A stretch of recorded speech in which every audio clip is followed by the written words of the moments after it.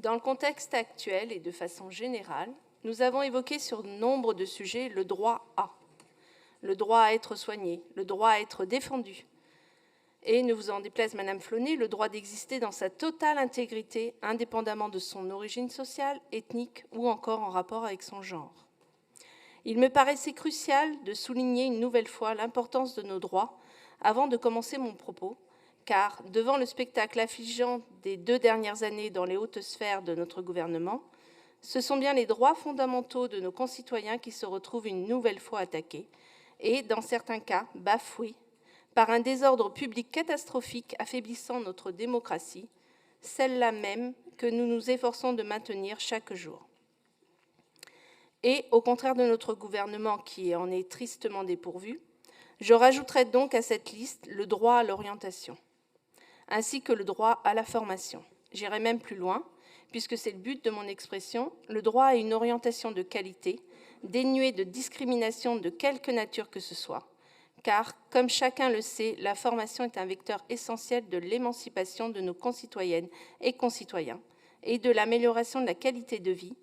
Elle est de plus en plus un élément essentiel dans le fonctionnement de notre société, afin que chacun y trouve sa place. Trouver sa place, c'est, dans le monde du travail, accéder à une fonction qui répond à nos besoins, qui répond à un épanouissement aussi bien physique, avec des conditions de travail adaptées et sécurisantes, que moral, avec un environnement où la santé mentale doit être une des priorités de l'employeur.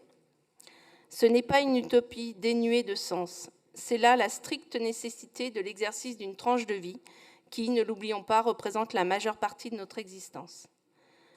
L'enjeu est également de garantir un travail stable, avec un engagement éthique envers ses salariés. Et là, j'ai une pensée toute particulière pour les travailleuses et travailleurs des entreprises qui licencient dans notre région en ce moment, qui ne bénéficient plus de cette sécurité aujourd'hui et que nous soutenons pleinement dans cette situation. Devant l'immense complexité du « trouver sa voie », il est indispensable de pouvoir compter sur des informations de qualité ainsi que des acteurs compétents et conscients des enjeux de leur domaine.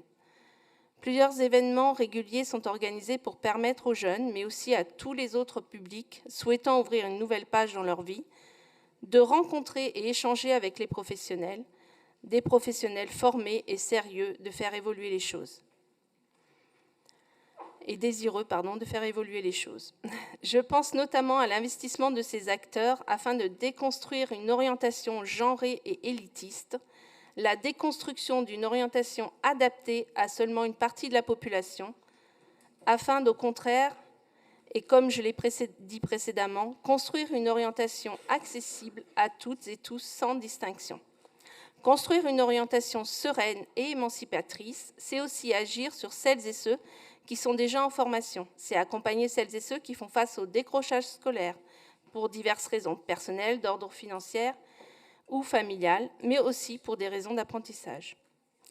J'en profite aussi pour valoriser les dispositifs ainsi que les travailleurs sociaux qui œuvrent pour que les personnes en situation de handicap puissent intégrer des formations adaptées, ce qui a été le sujet de la communication de cet après-midi. Pour toutes et tous, c'est aussi élaborer un maillage qui permet à celles et ceux qui sont les plus éloignés géographiquement d'accéder aux renseignements et d'être accompagnés. Nous sommes dans une région rurale. Les talents et les compétences ne s'arrêtent pas aux frontières de nos villes, et cela est vrai dans tous les domaines de compétences de notre collectivité. Je pense par exemple aux différentes mobilités mises en place pour accéder aux événements régionaux ou encore aux dispositifs de mentorat en milieu rural. En conclusion, le choix a été l'émancipation, l'accessibilité pour toutes et tous, et j'insiste sur ces points, l'émancipation et l'accessibilité pour toutes et tous, sans distinction. Si nous souhaitons construire le monde du travail de demain, sa préparation doit faire l'objet d'une grande attention, et c'est le cas aujourd'hui avec cette feuille de route.